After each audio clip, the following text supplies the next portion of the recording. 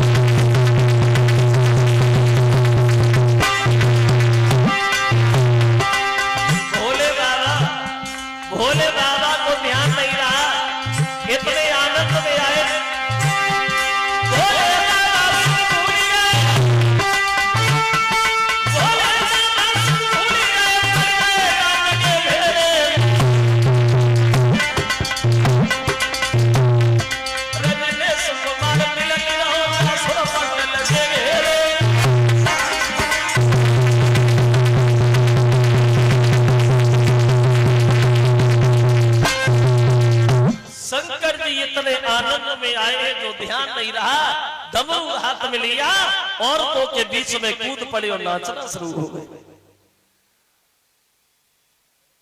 अवतार तो हुआ राम का इस तरह से भक्तों। अब सवाल ये बनता है कि क्यों आए श्री राम, क्यों अवतार हुआ राम का? तो देखो, वैसे राम के अवतार के बारे में एक नहीं कई एक प्रमाण मिले। एक विद्वान ये कहता है कि क्यों आए, बोले आए क्यों, उन्हें आना था इसलिए आए। बोले आना तो था, लेकिन क्यों आना था?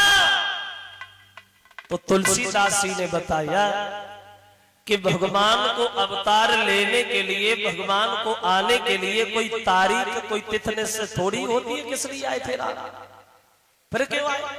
तो ये कहते हैं कि जब जब हो धर्म की हानि और असुर अधम अभिमानी, तब तब प्रभु धर विविध शरीरा और हरे कृपानिधि सजन पीरा। क्यों आए ना? तो तुलसीदास जी ने ये बताया, जब जब पृथ्वी पे पापों का भार होता है, जब जब दीन दुखियों का तिरस्कार होता है, जब जब घोर अत्याचार होता है, तब तब भगवान का अवतार होता है। क्यों आई राम? तो तुलसीदास कहते हैं, रावण कुंभकर्ण मेघनाथ जब घोर अत्याचार ढाने लगे तो उन्हीं का संहार करने के लिए प्रभु श्री राम को भूतल पे आना पड़ा, इसलिए आए थे।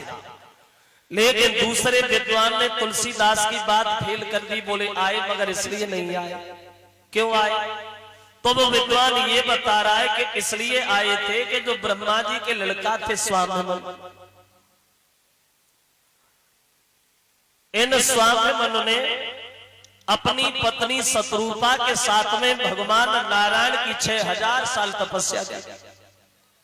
तो भगवान इनसे प्रसन्न हुए, बोले हम तुम्हारी भक्ति पे बड़ा खुश हैं, तुम हमसे वरदान मांगो। तो दोनों कहने लगे, महाराज वरदान तो हम नहीं चाहते हैं, लेकिन एक बात कहना चाहते हैं। वैसे तो हमारे घर में कोई चीज की कमी नहीं है, हर समस्या का हल है, लेकिन इच्छा एक है भगवान, हमारे घर में तुम्हारे सपुत्र पैदा हो, हम तुम्हारे सपुत्र चाहते।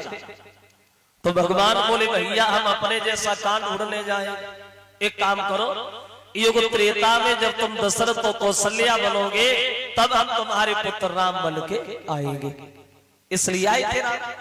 लेकिन तीसरे विद्वान ने इनकी भी बात फेल कर दी। बोले इसलिए नहीं आए, फिर क्यों आए? तो एक दिन शंकर जी अपनी पत्नी गिरिजा को कथा सुनाते हुए बोले, सुनो गिरिजा, एक कल्प में भगवान का अवतार क्यों हुआ? बोले क्यों हुआ? तो शंकर जी अपनी पत्नी से बोले, गिरिजा सुनो, क्यों आए थे राम? तो बोले कि नारद श्रापति नए अवतारा, और कल्प एक कहीं लगी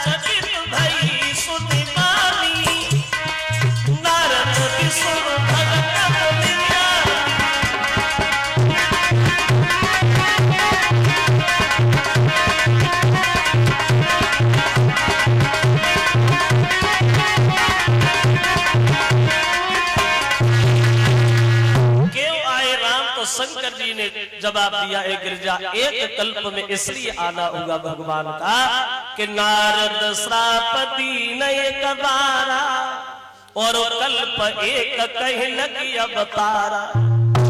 एक दिन देवर्षि नारद ने भगवान को श्राप दिया, इसलिए भगवान को भूतल पे आना पड़ा था।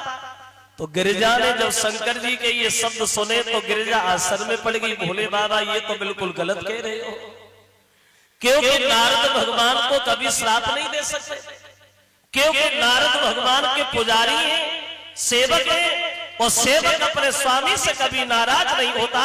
तो आप ये काहे को कहते हो कि नारद ने भगवान को श्राप दिया? तो बिल्कुल गलत कह रहे हो। तो शंकर जी बोले, सुनो गिरिजा, क्यों श्राप दिया हम बताएं। एक बार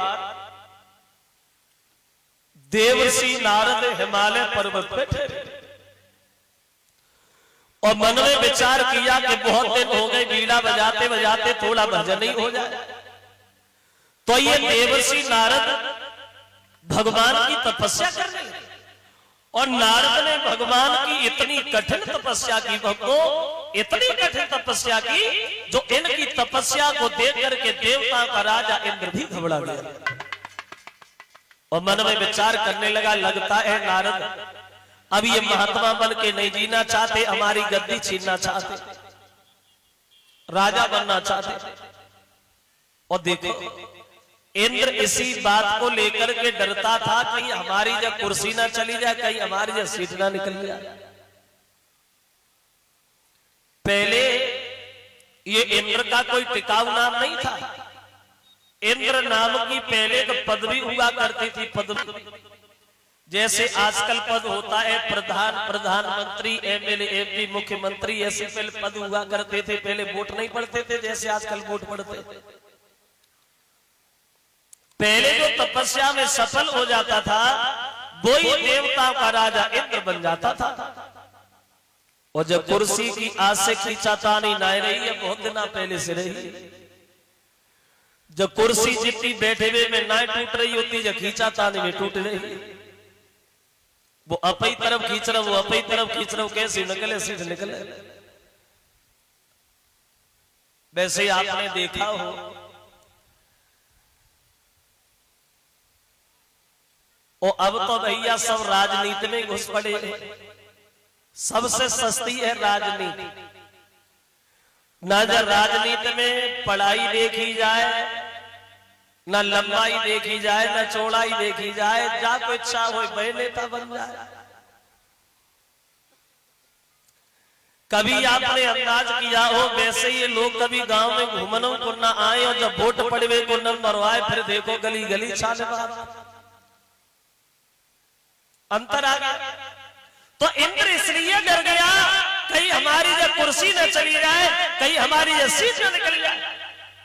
कामदेव से बोले, भैया कामदेव देख रहे हो नारद भजन कर रहे, और नारद की आंखें तुम्हें खुलवानी है, कैसे खुलवाओगे ये तुम ही जानो। अब चला है नारद की आंखें खुलवाने को कामदेव, अप्सराओं को साथ लिया और जब भी हल जंगल है नारद जा तपस्या कर रहे हैं, कामदेव जब अपनी माया दिखाता है तो उस जंगल में उपवन बना दिया, ग्रीष्म वसंत बना डाला, बड़े हरे भरे वृक्ष खड़े हो गए, उन वृक्षों पे भमरे गीत गाने लगे। अब कामदेव नारद को डिगाने के लिए माया दर्शा रहा है, अप्सराएं नाच रही है, नारद के ऊपर चुनरिया फहरा रही है नारद के नेत्र खुलवाने को। बोलो सावनी भक्तो, तो उसका पुत्र पैदा नहीं हुआ था। इन दशरथ के घर में एक लड़की पैदा हुई थी जिसका नाम पड़ा था शांता। उस लड़की के होने के बाद दशरथ के घर में लड़का नहीं हुआ तो ये दशरथ दुखी हुए, लेकिन दशरथ को एक ही बार दुख हुआ कि मेरे लड़का नहीं है। वैसे ये बड़ा सोचने वाली बात है, इन्हें दुख तो रोजाना होना चाहिए था कि मेरे लड़का नहीं है, और फिर इन्हें एक ही बार दुख क्यों हुआ? और जब एक बार दुख हुआ तो इन्हें कौन सी बार दुख हुआ? तो तुलसीदास ये कहते हैं कि दशरथ को सिर्फ एक बार दुख हुआ कि मेरे पुत्र नहीं है, इन्हें कब हुआ? तो तुलसीदास जी ने ये बताया दशरथ को उस दिन दुख हुआ, बोले कि एक बार और दशरथ मन माई और भई है गिलानी और तेरे सोना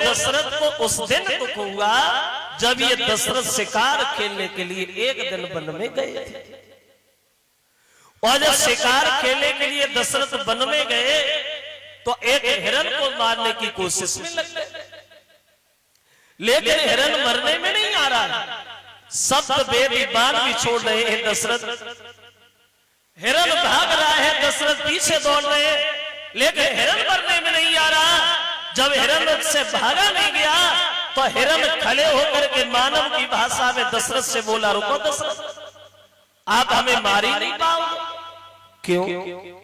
क्यों नहीं मार पाएंगे?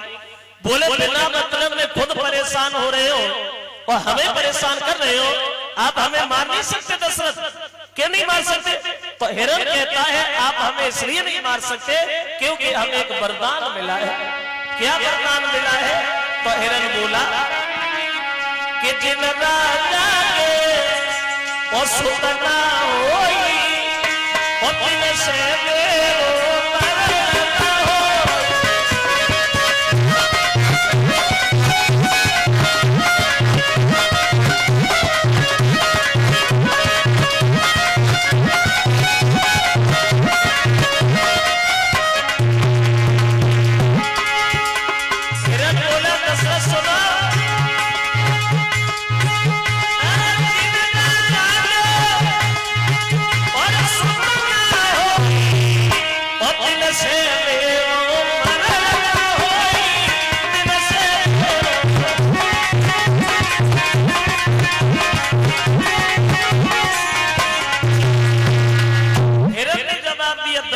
हमें इसलिए नहीं मार पाए, हमें ये वरदान मिला है जिन लोगों के घरों में कोई पुत्र नहीं है उनके हाथ से मेरा वध नहीं है।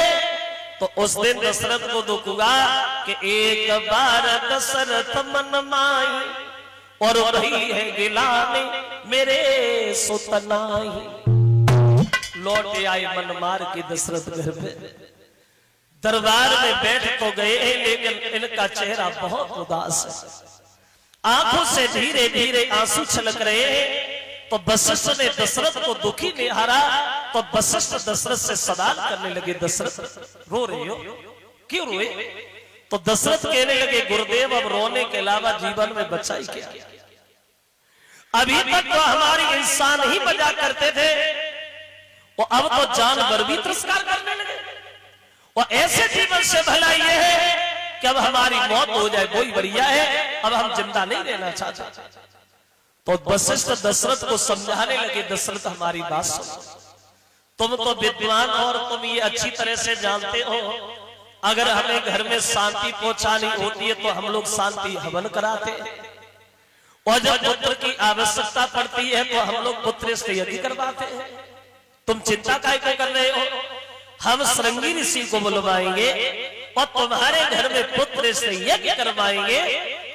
हमें पूर्ण विश्वास है तुम्हारे घर में एक नहीं धीरज धरो होए सुतचारी, तुम्हारे घर में एक नहीं 4 लड़का होंगे, ये हमारा वचन। फिर क्या हुआ? अब इधर श्रृंगी ऋषि को वशिष्ठ ने दशरथ के घर बुलवाया और दशरथ के घर में पुत्र से यज्ञ करवाया। तुलसीदास कहते हैं कि श्रृंगी ऋषि वशिष्ठ बुलावा और पुत्र काम शुभ यज्ञ करावा। घर पे यज्ञ हुआ और ये दशरथ के घर यज्ञ 1-2 दिन नहीं बल्कि 1 साल 6 दिन लगातार चला है। और जब यज्ञ संपन्न हुआ तो उस यज्ञ से अग्निदेव प्रकट हुए। अग्निदेव और वो अग्निदेव खाली हाथ प्रकट नहीं हुए, एक हाथ में खीर का भरा हुआ कटोरा है, उन अग्निदेव ने उस कटोरा को दशरथ के हाथ दे दिया और बोले, सुनो दशरथ, इस खीर को आप खीर न समझना, ये भगवान का दिया हुआ प्रसाद समझ करके अपनी 3 रानियों में बांटना और उन्हें खिलाना, भगवान के नाम पर विश्वास करना, तुम्हारे घर में पुत्र बस पैदा हो। अब दशरथ जी खीर लेके अपने घर पे गए और जब दशरथ ने 3 रानियों में वो हवन की खीर बांटी तो वो खीर बांटी कैसे? तो तुलसीदास ये कहते हैं जो दशरथ ने 3 रानियों में खीर बांटी वो खीर कैसे बांटी? तो तुलसीदास के अनुसार उन्होंने बताया कि अर्ध भाग कौशल्या ही लीला व उभय भाग आने रंगीला।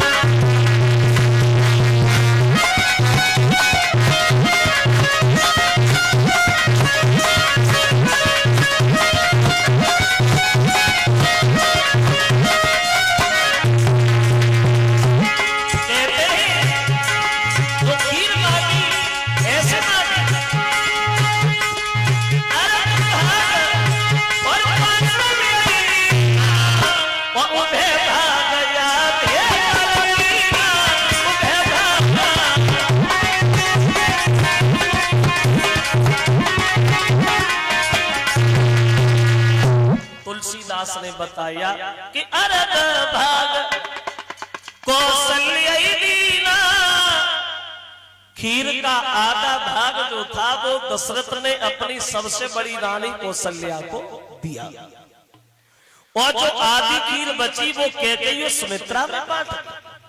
आधे में से बड़ी रानी कौशल्या अकेली और आधे में से दोनों छोटी। देखिए जब कौशल्या के पास आधा भाग पहुंच गया तो कौशल्या ने मन में एक बात सोची है कि हम ही घर में बड़े हैं और हमारे पास खीर भी ज्यादा, तो ये दोनों छोटी ये न सोचे कि बड़ी थी इसलिए खुद ज्यादा ले लिया, हमें पूछा ही नहीं।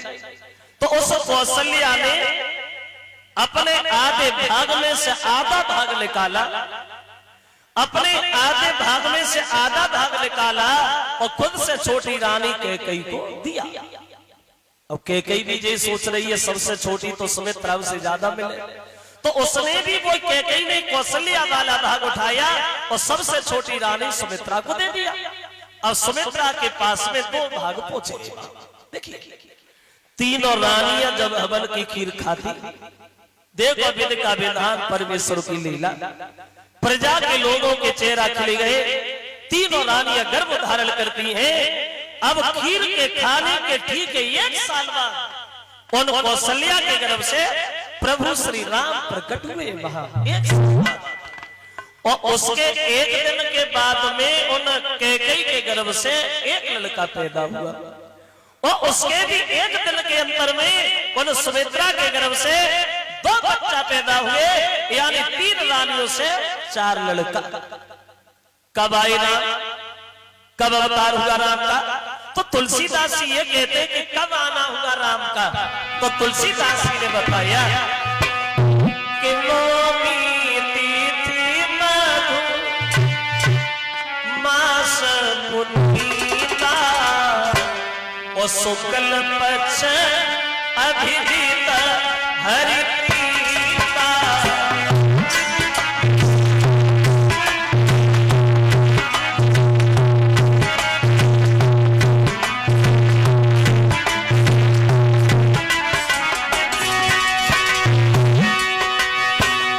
कब आए राम, कब अवतार हुआ राम का?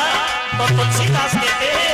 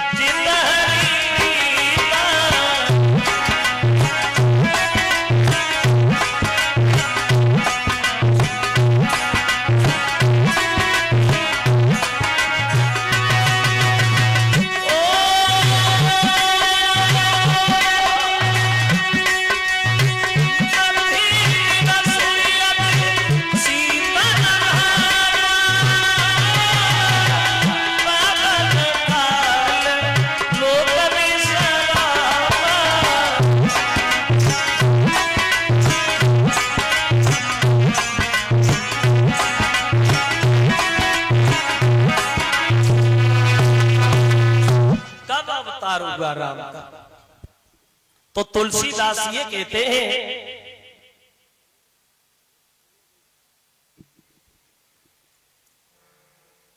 कि नौमी तिथि मधु मास पुनीता और शुक्ल पक्ष अभिजित हरे प्रीता। मधुमास, मधुमास किसे कहते हैं? बोले मधुमास कहते हैं चैत के महीना को। तो चैत के महीना की 9वीं वाली तिथि को आए श्री राम। लेकिन कौन सी 9वीं को आए? 1 महीना में 2 9वीं होती हैं। कौन सी 9वीं को आए राम? तो तुलसीदास कहते हैं चैत के महीना की शुक्ल पक्ष की 9वीं। शुक्ल पक्ष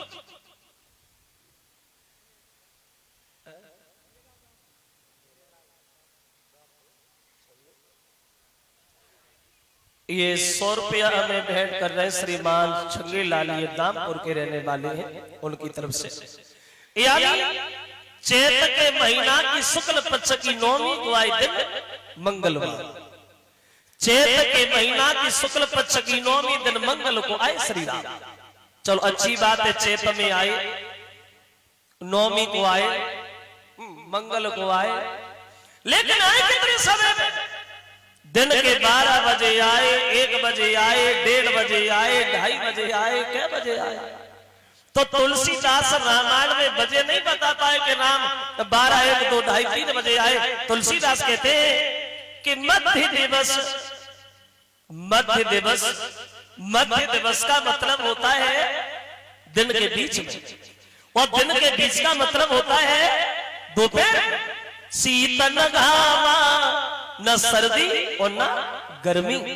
चैत के महीना की शुक्ल पक्ष की 9वीं दिन मंगल दोपहर को प्रभु श्री राम का अवतार हुआ। हो गया। अब तो दशरथ बड़े मगन है, दरवाजे पे दान लुटवाना शुरू हो गए। अब बधाई बजना शुरू हो गई। महिलाएं